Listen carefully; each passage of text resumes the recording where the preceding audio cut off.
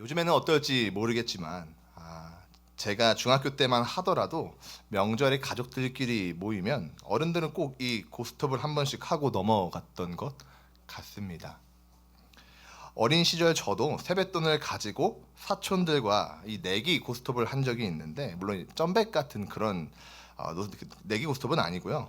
점수가 가장 낮은 사람이 간식을 사는 정도의 그런 내기였습니다. 그런데 이 고스톱을 하다 보면 게임을 하는 플레이어는 어느 순간 한 가지 기로에 서게 됩니다. 뭐죠? 어떻게 그렇게 잘하십니까?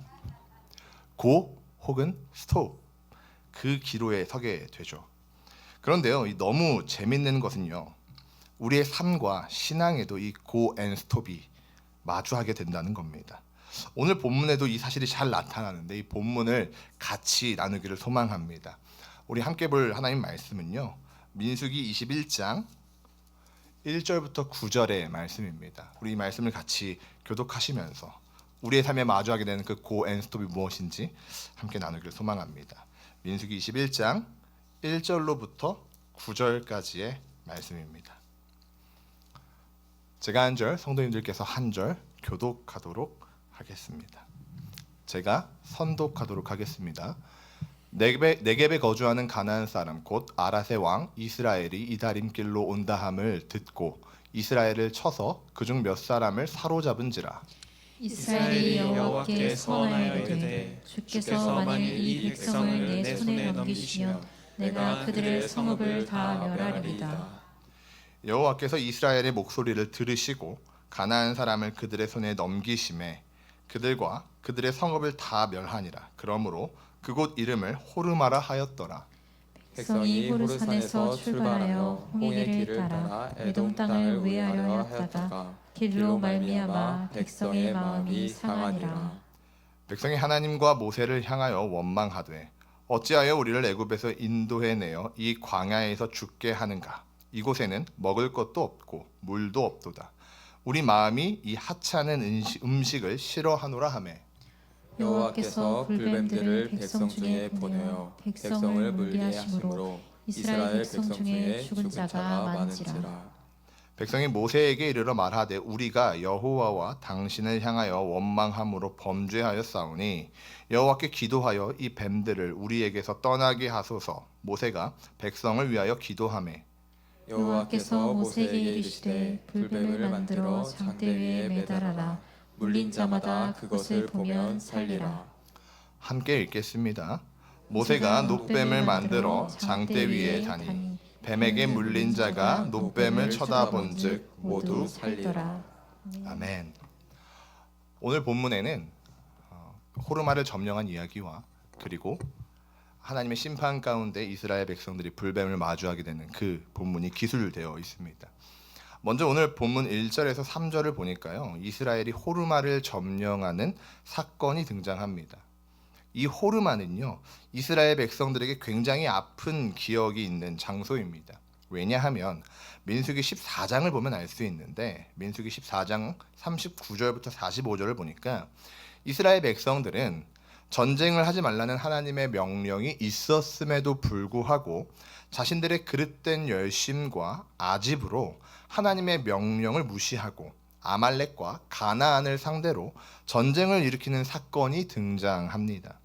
하지만 이 전쟁은 방금 말씀드린 바와 같이 하나님의 뜻이 아니라 그들의 열심이었습니다. 어떻게든 하나님의 마음을 돌리기 위한 이스라엘 백성들의 아집에 불과했던 전쟁이었죠. 그러다 보니 이 전쟁의 결과는요, 이스라엘의 패배로 끝이 나게 됩니다. 그리고 이스라엘 백성들은 아말렉 사람들과 가나안인의 사람들에게 공격을 받아 호르마까지 쫓겨나게 되죠. 그게 14장 39절부터 45절까지 기록되어 있는 본문입니다. 즉 이 호르마라는 장소는요, 이스라엘 백성들에게 가족들의 죽음을 떠올리게 하는 장소였을 것이고 동포의 죽음을 떠올리게 하는 장소였을 것이죠. 하나님의 말씀을 불순종하였기 때문에, 하나님의 뜻을 거절했기 때문에 패배를 경험했던 장소, 그곳이 바로 호르마였다는 것입니다. 그런데 오늘 본문을 보니까요, 그 호르마를 이스라엘 백성들이 점령한 것입니다. 그러니까 얼마나 기쁘겠습니까? 과거에는 하나님의 명령에 불순종해서 패배했지만 이번에는 하나님께 물었고 하나님의 뜻을 따라 순종함으로 승리한 겁니다. 그러니까 얼마나 그들이 의기양양했겠습니까?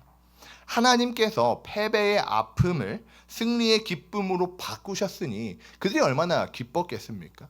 그게 오늘 본문 24장 1절부터 3절에 나타나와 있는 것이죠. 그런데 이 사람들의 기쁨이요, 이스라엘 백성들의 기쁨이 그리 오래가지 못하는 것을 우리는 발견하게 됩니다. 그들은 하나님을 원망하기 시작하는데 그 이유가 4절에 기록되어져 있습니다. 우리 4절의 말씀을 같이 한번 읽어보도록 하겠습니다. 읽겠습니다. 백성이 호르산에서 출발하여 홍해 길을 따라 에돔 땅을 우회하려 하였다가 길로 말미암아 백성의 마음이 상하니라. 아멘. 그들이 하나님을 원망하는 그 시작점에는 무엇이 있냐면 마음이 상했다는 것이 있습니다. 그들은요, 우회하는 길로 말미암아서 마음이 상했다, 이렇게 성경은 증언하고 있습니다. 그런데 이 부분을요, 히브리어 원어로 보니까 의미가 조금 다릅니다. 이 상하다라는 단어는요, 히브리어로 카자르라는 단어인데 의미가 어떤 의미냐면요, 조급하다, 짧다, 이런 의미를 가지고 있습니다. 즉 지금 이스라엘 백성들은 에돔이 그 문을 열어주지 않아서 왕의 길로 가는 것이 아니라 그 길을 돌아서 우회해서 가야 하는데 그 길로 인해서 조급해졌던 것이죠. 돌아서 가야 하는 그 길이 생각보다 거칠고 뭔가 약속의 땅과는 조금 더 멀어지는 것처럼 보이니까 이스라엘 마음에는 조급함이 생기기 시작하는 겁니다. 그러면서 마음이 상하기 시작하는 거죠. 그러다가 그 상한 마음에, 조급한 마음에 불을 지핀 것이 무엇이냐면 먹고 마시는 문제였음을 우리는 5절을 통해서 보게 됩니다. 본문 5절을 보니까요, 이스라엘 백성들은 하나님과 모세를 향해 원망하기 시작합니다. 그들의 원망인 즉슨 왜 자신들을 출애굽시켜서 먹지도 마시지도 못하게 하느냐는 것이 그들의 원망의 이유입니다. 사랑하는 성도님들, 원망은요, 굉장히 사소한 것에서부터 시작이 됩니다. 지금 이스라엘이 왜 원망하고 있습니까? 마음이 상했기 때문이죠. 마음이 조급했기 때문에 그것을 시작으로 해서 계속 원망이 커져가고 있는 것이죠. 에돔을 돌아서 우회해야 하다 보니 넓고 쾌적한 길보다는 거친 길을 걸어야 했고 약속의 땅이라는 멀어지는 것 같고 그 조급함 때문에 원망이 시작된 것이 아닙니까? 그리고 이 사소한 것으로 말미암아 시작된 원망은 우리의 죄성과 우리의 어리석음을 10분 활용해서 많은 것들을 놓치게 만들고 보이지 않게 만들고 잊게 만드는 것을 보게 됩니다. 원망은요, 이스라엘 백성들로 하여금 하나님께서 광야 가운데에서 만나를 주신 일과 메추라기를 주신 일, 반석을 통해 물을 주신 일, 그 모든 하나님의 은혜와 자비를 잊게 만듭니다. 다시요, 원망은 이스라엘 백성들로 하여금 하나님이 그들에게 베푸신 모든 은혜를 잊게 만들더라는 것이죠. 여전히 그들은 하나님께서 은혜로 내려주시는 만나를 먹고 있음에도 불구하고, 아니 원망을 하고 있는 그날 아침에도 분명히 그들은 그날이 안식일이 아니었다는 가정하에 그들은 분명히 아침에도 하나님이 내려주시는 만나를 먹었을 것임에도 불구하고 그들은 먹은 것이 없고 마실 것이 없다고, 그렇게 죽게 되겠다고 불평하고 있는 것입니다. 심지어 이 불평이요, 그 작은 사소한 것에서부터 시작된 원망이 어디까지 불평이 커져가냐면요, 그들의 불평은 하나님이 주신 그 은혜의 만나가 하찮은 음식으로 평가되기까지 이르는 것을 보게 됩니다. 마음이 상하는 것, 그 조급한 마음부터 시작되었던 원망은요, 삽시간의 은혜의 양식인 만나를 하찮은 음식으로, 패배의 슬픔을 기쁨으로 바꿔주신 하나님을 자기 백성을 굶어 죽이는 무능력한 신으로 만들어 버리게 되는 것입니다.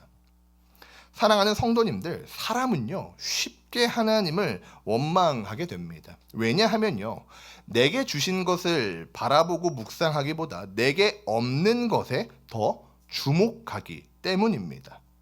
받았던 은혜, 마음속에 가득했던 감사, 넘쳐 흐르던 기쁨, 그 모든 것을 기억하고 기념하고 그 은혜에 감사하기보다 내게 없는 것, 처한 현실, 막막한 상황에만 집중을 하다 보니까 우리 안에 하나님이 주신 것들은 보이지 않게 되고 차츰차츰 원망과 불평이 피어오르기 시작하는 것이죠. 멀리 갈 것도 없이 우리의 지난 날을 돌이켜보면 그렇지 않습니까? 정말 벌레와도 같은 나를 구원하신 그 하나님의 은혜, 십자가에 달리신 그 주님을 생각하기만 해도 감사와 기쁨이 터져 나오고, 여전히 나를 사랑하신다는 그 하나님의 음성에 눈물 흘리며 회개하고, 내게 아무 것이 없어도 나는 주님만으로 만족합니다, 나는 주님으로 말미암아 기쁩니다 라고 고백했던 그 은혜가 충만했던 시간들이 우리에게 있었음에도 불구하고 우리는 생각보다 또 너무나도 쉽게 하나님을 원망하고 있지는 않습니까? 내게 주신 것, 내게 허락하신 자리에 대한 감사를 묵상하기보다 내게 없는 것, 마음이 상하는 것, 조급한 것들에만 집중을 하며 결국 하나님을 원망합니다. 그리고 그 원망이 점점 커지게 된다면 오늘 본문 속 이스라엘 백성들이 은혜로 주신 만나를 하찮은 음식으로 여기게 되는 것처럼 하나님이 은혜로 주신 그 모든 것, 하물며 은혜로 섬길 수 있게 된 그 모든 자리까지도 하찮은 것으로 여기게 만든다는 것입니다. 하나님은 그렇게 오래 참으시다가 하나님의 은혜를 당연한 것으로, 아니 오히려 하찮은 것으로 여기는 이스라엘 백성들을 심판하십니다. 우리 본문 6절을 같이 한번 읽어보겠습니다. 읽겠습니다. 여호와께서 불뱀들을 백성 중에 보내어 백성을 물게 하심으로 이스라엘 백성 중에 죽은 자가 많은지라. 아멘. 하나님은요 분명히 오래 참으시는 분입니다. 그런데 그 참으심에는 끝이 존재하죠. 그리고 그 끝에는 하나님은 자신의 백성을 징계하시기도 합니다. 이스라엘은 하나님의 이적을 놀랍도록 많이 보았습니다. 애굽에 있을 때부터 광야에서까지 그들은 수많은 이적을 보았고 하나님이 하나님 되심을 목격했습니다. 그분이 어떻게 일하시는지를 눈으로 보았고 그분이 어떻게 자신들을 인도하시는지 몸소 경험했죠. 하나님은 그 모든 이적을 하나님의 영광을 위하여 그리고 하나님의 백성을 위하여 일으키셨습니다. 그 놀라운 이적에 하나님의 영광을 위하여 또 하나님의 백성을 위하여 일으키시는 하나님의 놀라운 이적에 심지어 하나님을 모르고 하나님을 처음 들었던 이방 백성들마저 하나님을 찬양하거나 하나님을 두려워하는데, 정작 이스라엘은, 그 은혜를 몸소 경험한 이스라엘은 하나님을 원망합니다. 아주 짧은 사이에 감사와 기쁨의 고백이 불평과 원망으로 바뀌게 되죠. 오래도록 하나님의 은혜를 맛보았음에도 그 은혜를 당연한 권리, 그렇게 여기면서 하나님을 이용하는 이스라엘에게 하나님은 오래 참으시다 결국 징계를 하십니다. 하나님의 징계의 방법은 오늘 본문에서 보는 것처럼 불뱀이었습니다. 그래서 불뱀은 원어로 불태우는 뱀이라는 뜻을 가졌는데요.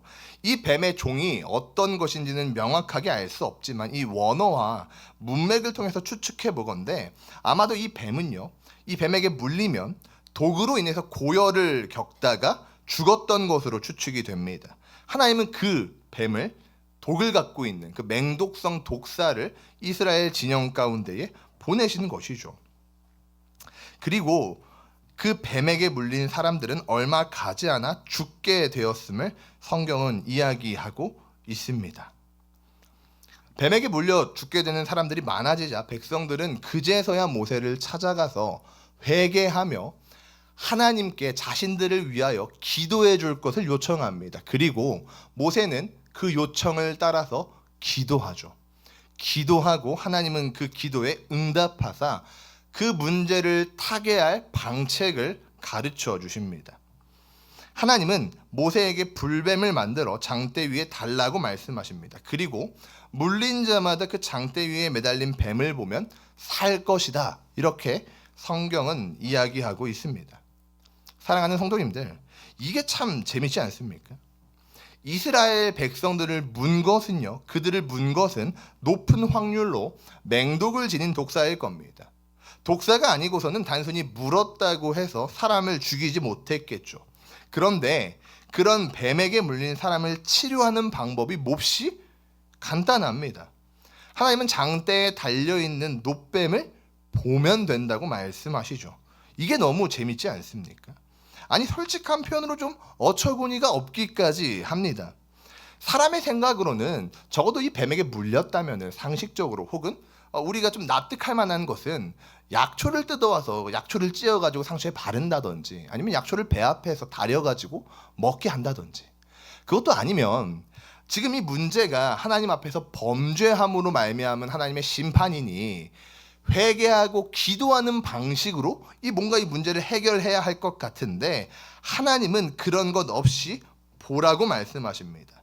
장대에 매달린 놋을 보는 자마다, 그 놋뱀을 보는 자마다 보는 그 이유로 말미암아 낫게 될 것이라고 말씀하시죠. 성도님들, 당시 뱀에 물린 사람들은 어떤 생각을 했겠습니까? 나는 지금 물려가지고 막 열이 나고 몸이 불탈 것 같은데, 죽을 것만 같은데, 모세가 기도를 하더니 대뜸 놋으로 뱀을 만들어서 장대에 달고 있는 것을 보면은 어떤 생각이 들었겠습니까? 기껏 한다는 게 그 장대에 달린 뱀을 봐라, 이 이야기를 던져준다면 이스라엘 백성들은 과연 어떤 생각으로 그 모세를 대했겠습니까? 아마도 성도님들께서도 한 번쯤은 고열로 고생해 보신 적이 있으실 것 같습니다. 저도 올해 신년 저녁 특별 기도회 때 그 첫날에 독감으로 인해서 이제 참석을 못했던 기억이 있는데, 그때 극심한 고열로 오한이 너무 심하고요. 태어나서 처음 이 39도를 넘어가는 경험을 했던 것 같습니다. 그렇게 열이 오르니까요, 움직이는 것도 힘들고 정말 이불 밖으로 나가는 것 자체가 일이 되었던 기억이 있습니다. 근데 만약에 누군가 그때 저에게 와서 저 십자가를 보면 나을 겁니다 라고 했다면 저는 굉장히 화가 났을 것 같더라고요. 성도님들 어떠시겠습니까? 아멘 하시면서 보시겠습니까? 지금 이 상황이 바로 그런 상황이 아니겠습니까?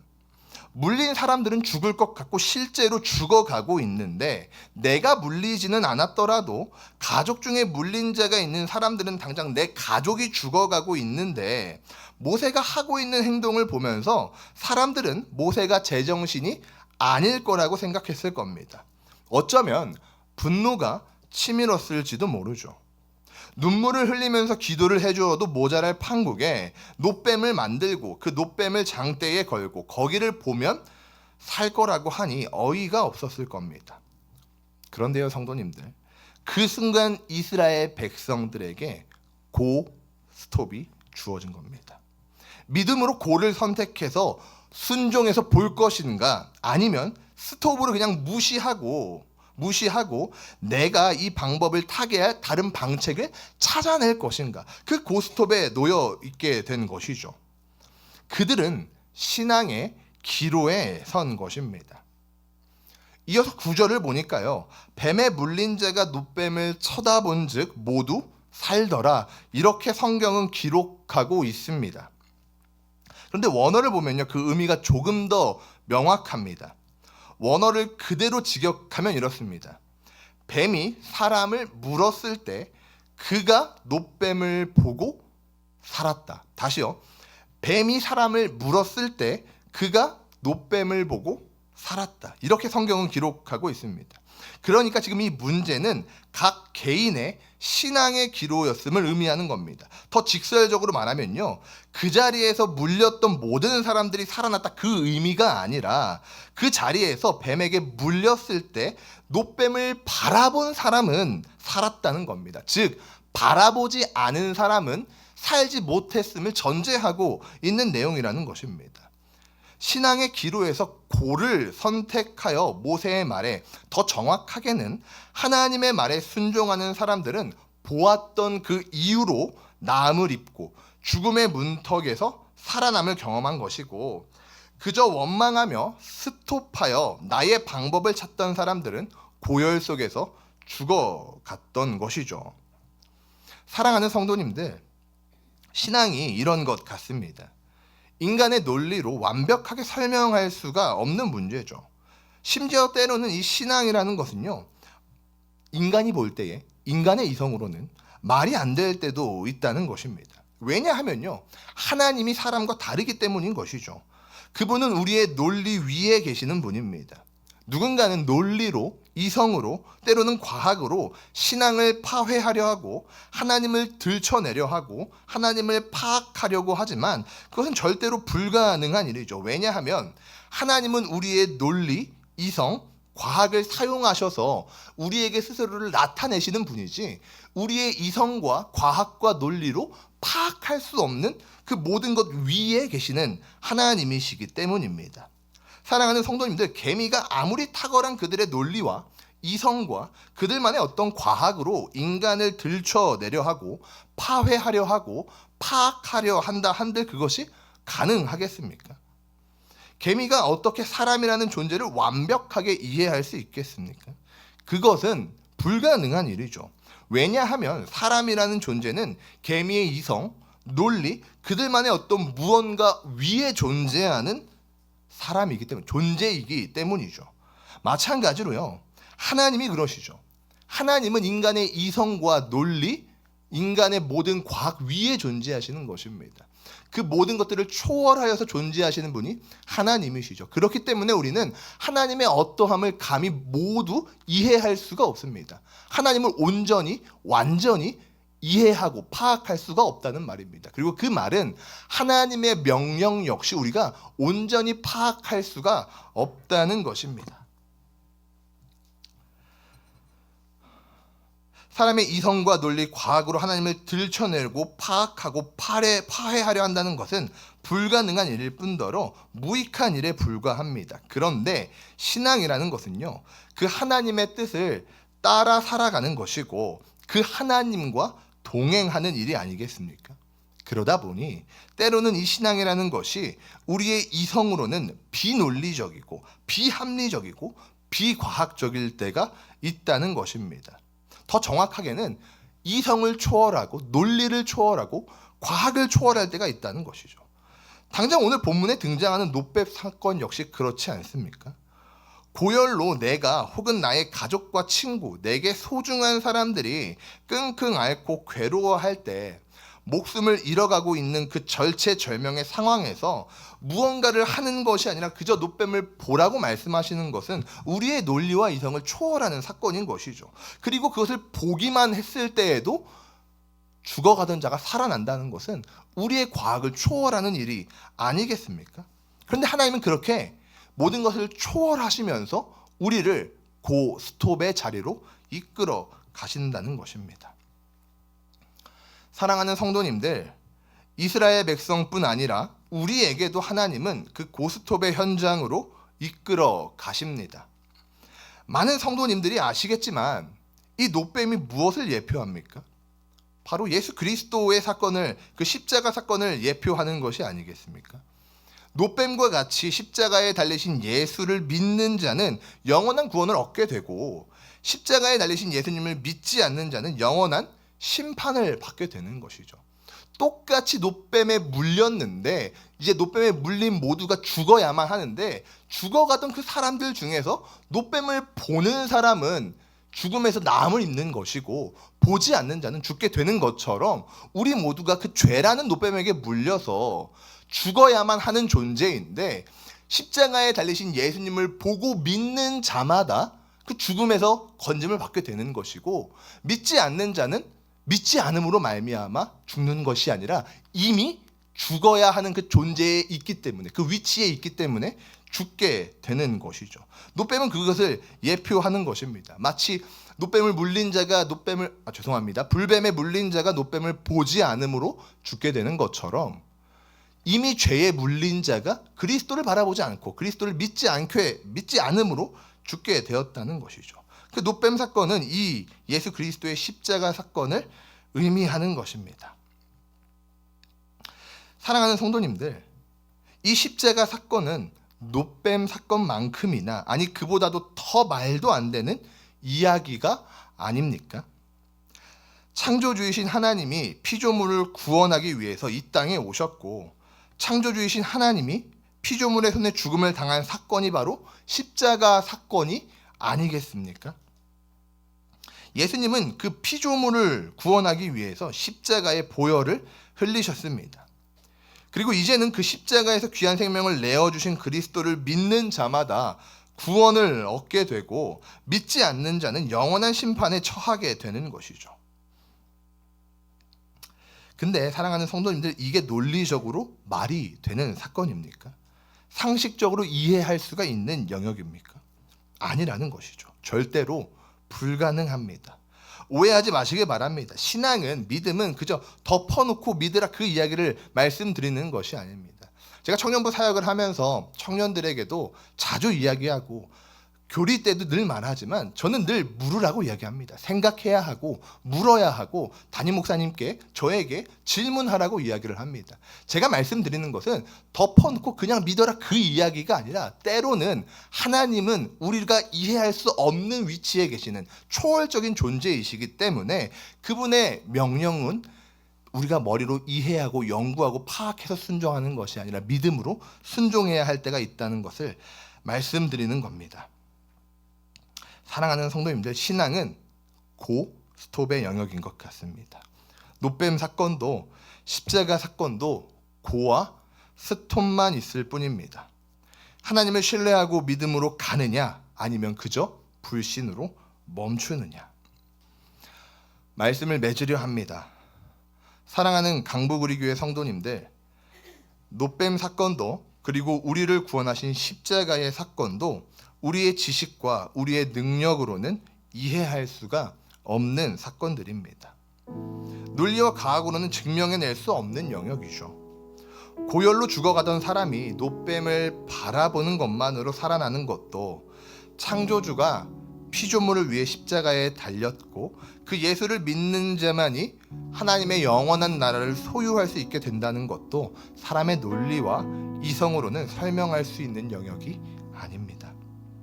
그저 하나님이 계획하시고 선택하신 사항이고 하나님의 주권 가운데 이루어지는 사항이죠. 그저 그것을 우리는 믿음으로 수납해야 하고 순종하며 따라야 하는 영역인 것입니다. 사랑하는 성도님들, 우리가 믿고 믿지 않고를 떠나서 노뱀 사건은 실제 존재했던 사건이며 그리스도의 십자가 희생을 통한 구원 사역 역시 실제로 존재했던 사건입니다.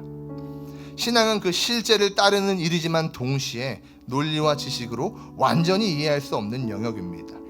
때로는 왜 노뱀을 보아야 살 수 있는지 논리적으로 따지고 재어보고 연구해보는 것이 아니라 하나님이 보라 하시기에 눈을 들어 보는 그것이 바로 신앙인 것이죠.